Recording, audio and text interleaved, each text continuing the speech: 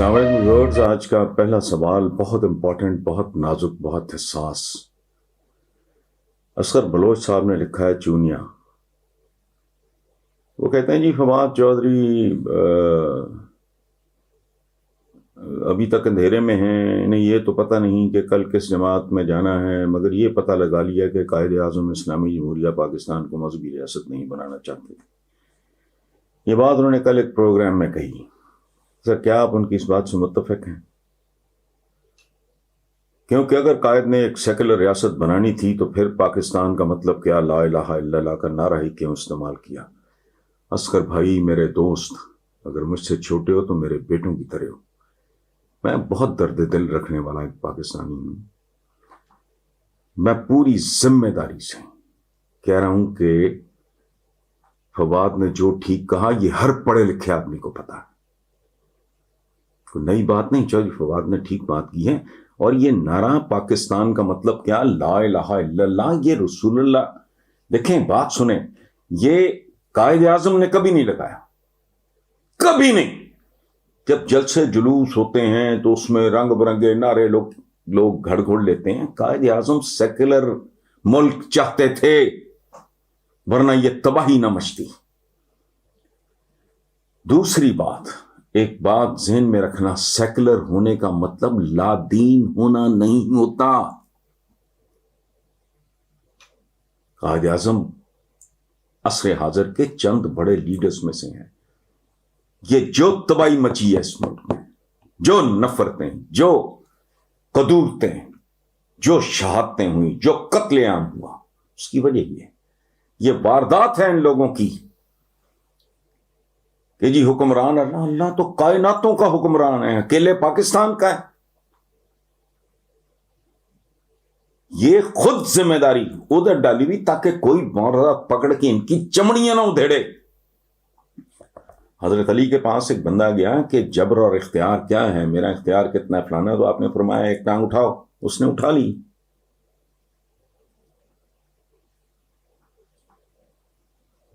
اس نے کہا جی، اس کے بعد انہوں نے کہا اب دوسری اٹھاؤ۔ اس نے کہا جی میرا تو منہ ٹوٹ جائے گا۔ تو آپ نے کہا بس، انسان کا یہی امتحان ہے، اس کے اختیار میں جو کچھ ہے وہی اس کا امتحان ہے۔ امتحان ورنہ کس بات کا؟ کل کوئی اٹھے گا اور کہہ دے گا کہ اس کے حکم کے بغیر تو پتہ بھی نہیں ہلتا، اس کا مطلب ہے میں نے اگر کسی بچے کے ساتھ زیادتی کی ہے، کسی بیوہ کے پلاٹ پہ قبضہ کیا ہے، حرام کھایا ہے، حرام کھلایا ہے، ملاوٹ کی ہے، جھوٹ بولا ہے، عدالت میں جھوٹی گواہی دی ہے، تو جی پتہ نہیں اگر ہلتا تو میری کیا مجال ہے؟ نہیں بھائی، ملک ایک مشین ہوتا ہے۔ یہ کچھ ظالموں نے اس سوچ کو برباد ہی کر کے رکھ دیا۔ یہ سب کے سب پاکستان کے مخالف تھے، جو ٹھیکیدار بنے بعد میں۔ مولانا فضل الرحمان جو ہیں، ان کے جو والد مولانا مفتی محمود، ایک مولانا کے طور پہ ان کا احترام ہے، مولانا مودودی، جماعت اسلامی، یہ سارے لوگ پاکستان کے کھلم کھلا مخالف تھے، بعد میں ٹھیکیدار بن گئے۔ اچھا، اور مخالف تھے تو اس کا مطلب ہے برا نہیں، میں نہیں ان کو بلند سمجھتا۔ جب کوئی ایک پرپوزل آتی ہے تو گھروں میں کیا ہوتا ہے؟ چند ووٹ حق میں، چند ووٹ خلاف، یہ وہ، پھر ایک کنسنسس کے ساتھ ایک فیصلہ ہو جاتا ہے، جو میجورٹی فیملی رشتے بھی آتے ہیں تو کیا ہے، مطلب ماں کا اوپینین کچھ، باپ کا کچھ، چچا کچھ کہہ رہا ہوتا تھا، یہ بھی ہوتا ہے۔ تو یہ کوئی جرم نہیں ہے۔ صحابہ کے درمیان بحثیں ہوا کرتی تھی، حضرت عمر کو ٹوکا گیا، حضرت عمر بن خطاب جیسا آدمی، انہوں نے رجوع کیا، انہوں نے کہا ہاں یار آپ ٹھیک کہہ رہے ہو۔ تو وہ یہ بات، یہ نعرے اشارے یہ نہ رکھے ہیں، یہ تو چلتے رہتے ہیں۔ جذباتی لوگ ہیں، مذہبی لوگ ہیں، کہاں پہنچا دیا۔ یہاں بچوں کی خوراک روز خبر آتی ہے، پنجاب فوڈ اتھارٹی نے چھاپا مارا، اتنے 1000 لیٹر دودھ، تو بچوں کی غذا تم انہیں زہر کھلا رہے ہو، کم تول رہے ہو، جھوٹ بول رہے ہو، ملاوٹ کر رہے ہو، امتحانی مراکز نیلام کر رہے ہو، تھانے نیلام کر رہے ہو، کہلانا اسلامی جمہوریہ۔ اسلام کا مطلب کچھ اور ہے بھائی۔ سیکٹر اسٹیٹ، میں نے پہلے عرض کیا کہ ایک جو سٹیٹ ہوتی ہے وہ مشین کی مانند ہوتی ہے. اس میں چپڑاسی سے لے کے پریزیڈنٹ اور پرائم منسٹر تک کی اس کے مختلف پرزے ہوتے ہیں. ایک سسٹم ہوتا ہے. اس کا مذہب کے ساتھ تعلق نہیں ہے. آپ نے سڑک پہ چلنا ہے, یہ لال بتی ہوگی, آپ نے رک جانا ہے. ایک خاص طرح کی جو ٹریفک ہے وہ لیفٹ پہ چلے گی, درمیانی ادھر چلے گی, فاسٹ لین. وہ بھائی یہ اور طرح کے معاملات ہیں. آپ کا چلان ہونا ہے, وہ جی اس زمانے میں تو چلان ہوتے ہی نہیں تھے. اونٹ پہ بیٹھ کے کسی نے کیا چلان کروانا ہے. سو یہ مشین ہے, اور مشین سیکولر ہوتی ہے. مشین کا کوئی مذہب نہیں ہوتا. ایٹم بم گرے گا تو وہاں نام وہ دیکھے گا مسلمان ہے. مسلمان کو نہیں دیکھ رہا. اپنی بچوں کے ساتھ ظلم زیادتی کرتے ہیں, کمزوروں کی جائیدادوں پہ قبضے کرتے ہیں. آپ کو نہیں پتا یہ ملک ہے کیا؟ نام, باتیں, نمازی بڑے. میں کہتا ہوں اس ملک میں جتنا نمازی ہے, اگر ان میں سے چوتھا حصہ اسلام کو پریکٹس کرنا شروع کر دے.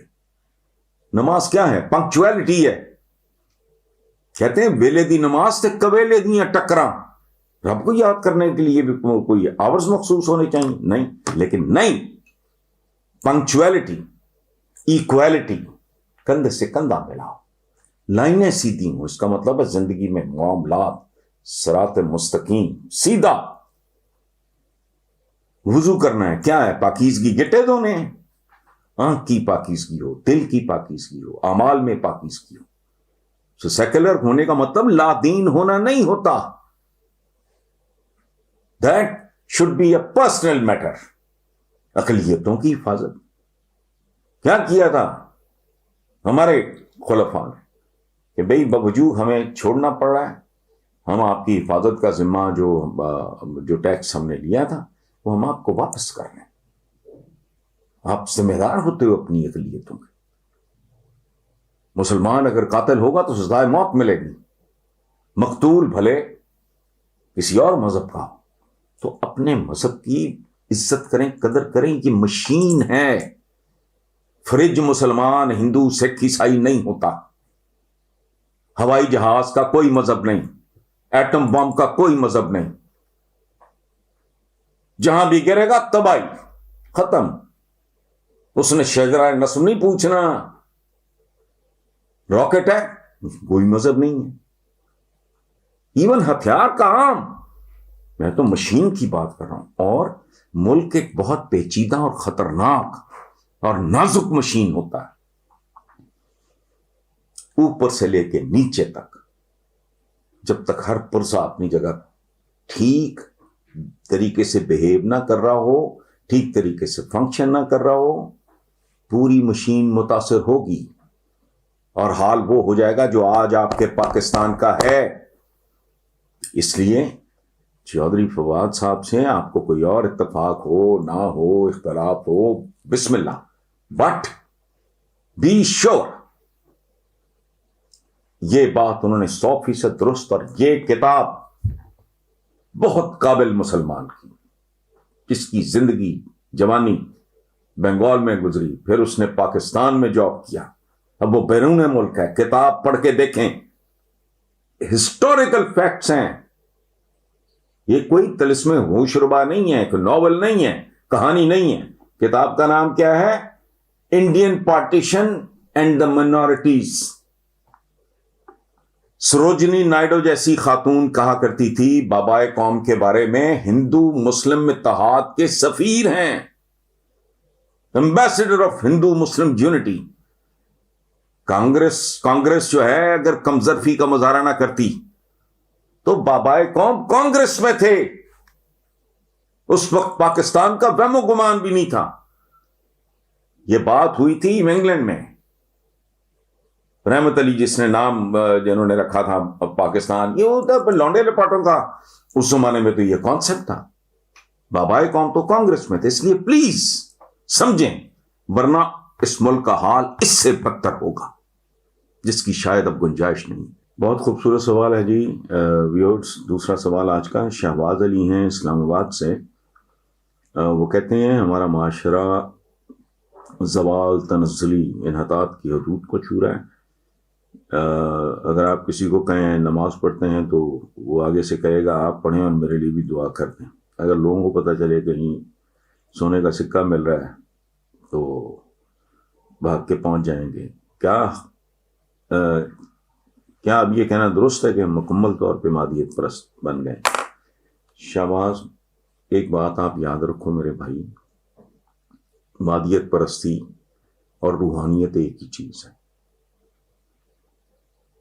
یہ جو ہمارا ان پڑھ طبقہ ہے نا، یہ خاص طرح کے حلیے گھٹ اپ بنا کے جہالت بیچتے ہیں. روحانیت اور مادیت، روح جس نے بنائی ہے نا وہاں سے روحانیت تک کا ہے نا، مادہ بھی اسی نے بنایا ہے. یہ جو ایٹم حقیر ترین ذرہ آپ توڑتے ہو تو قیامت آ جاتی ہے، کس کا بنا ہوا ہے؟ مادیت پسندی بری بات نہیں ہے. پیسہ کیا ہے؟ مسلمان کی ایک پہچان یہ ہے کہ اس کو خوشحال ہونا چاہیے. حضرت عثمان کو ذوالنورین کہتے ہیں، آقا کی 2 صاحبزادیاں آگے پیچھے ان کے عقد میں. ان کا لقب کیا تھا؟ یہ ان کا نام نہیں تھا. غنی، یعنی یہ مومن کی صفت ہے غنی ہونا، ہیلپ کرنا. تو جس کے اپنے بچے بھوکے مر رہے ہیں اس نے کھا، تو پیسہ کیا ہے؟ مادہ. یہ سب کچھ کائنات میں کچھ بھی، حتیٰ کہ شیطان ابلیس، اس کو بھی وقتی طور پہ لائسنس ملا ہوا ہے، ورنہ اس کی کیا مجال ہے یہ مجھے یا آپ کو بہکا سکے.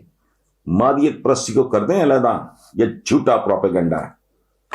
چاند پہ مریخ پہ آپ مادیت کے زور پہ پہنچے.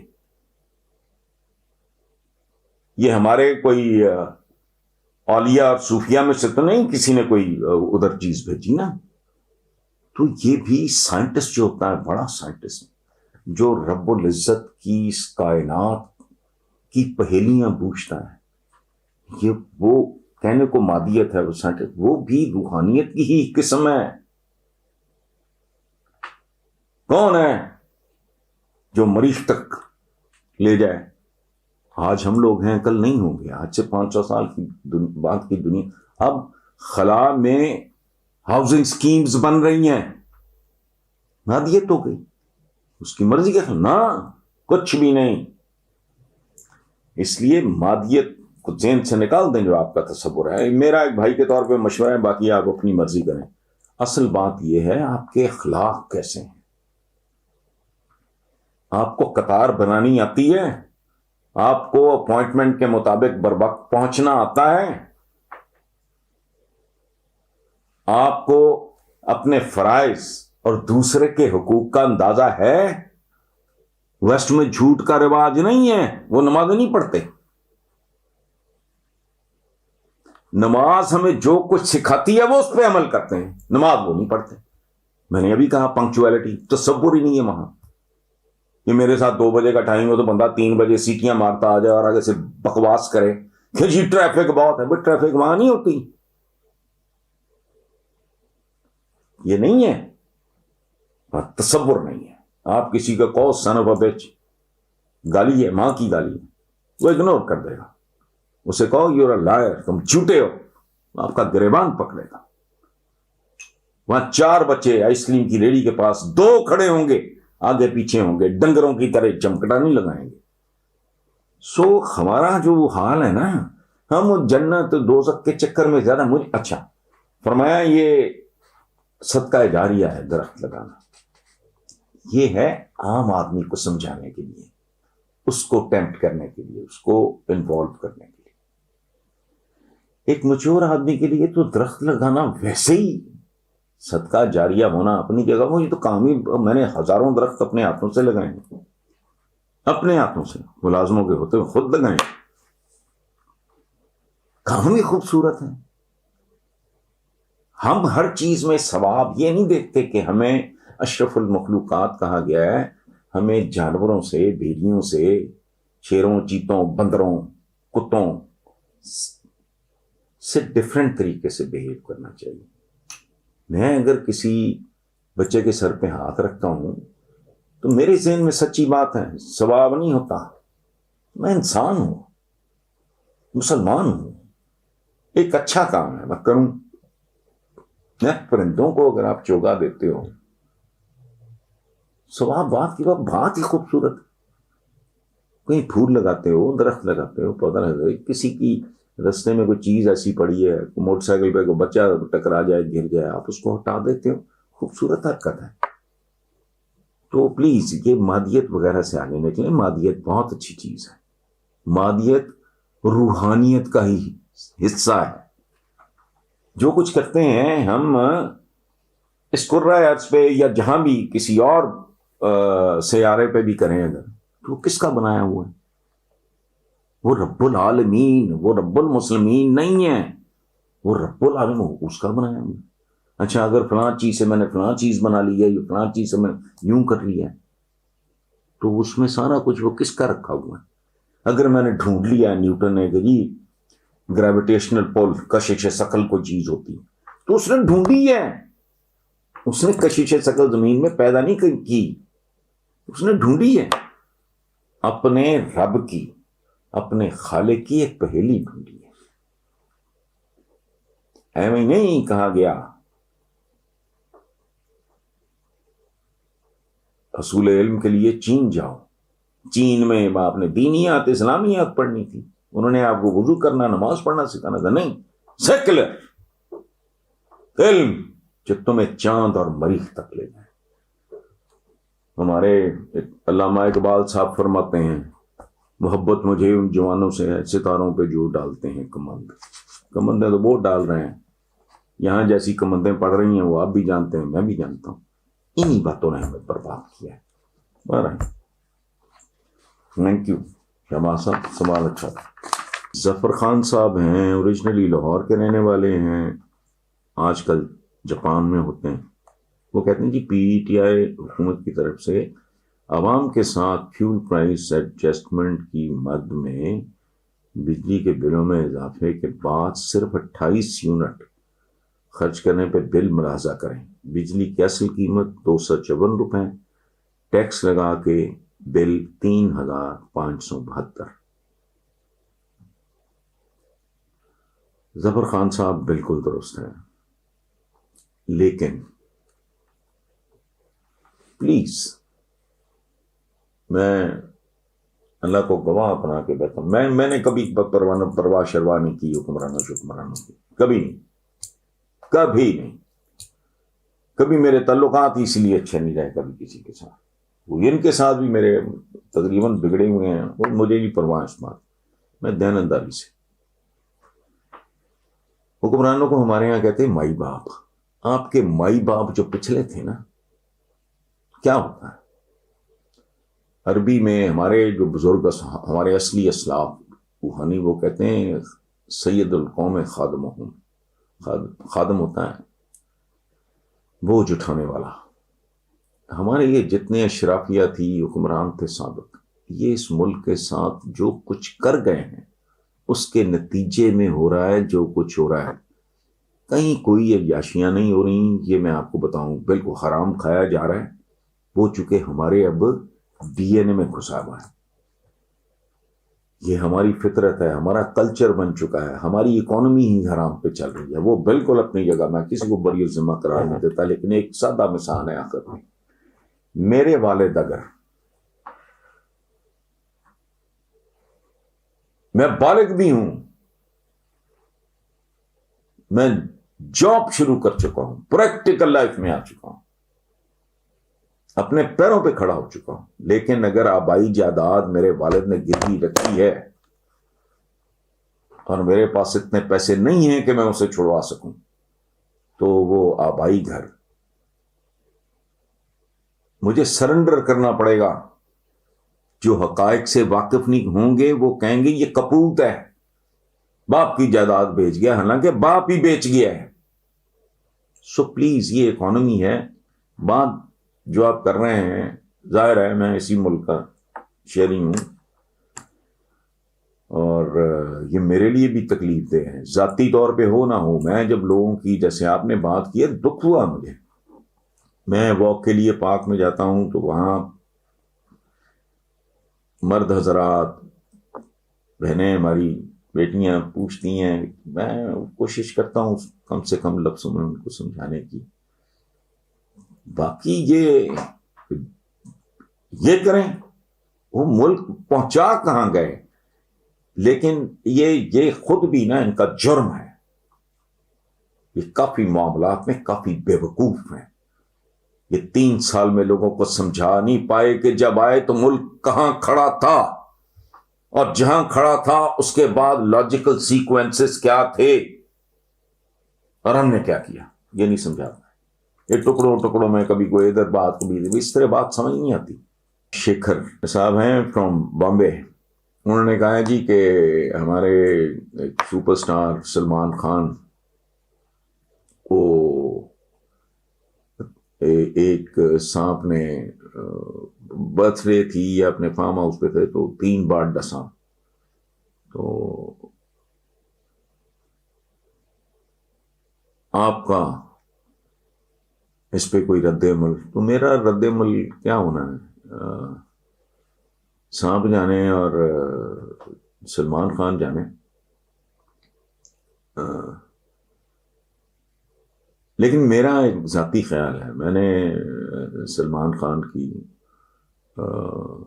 میرا خیال ہے کم از کم 6-7 موویز تو دیکھی ہوں گی، اور میرا بڑا بیٹا یونیورسٹی اسٹوڈنٹ، وہ خاص طور پہ یاد ہی تو اس نے مجھے دکھائی، آئی لائک ہم۔ عزت میں اس لیے کرتا ہوں کہ وہ بہت بڑے باپ کے بیٹے ہیں، ان کے والد، میں لکھنے والوں کا بہت زیادہ احترام کرتا ہوں۔ میں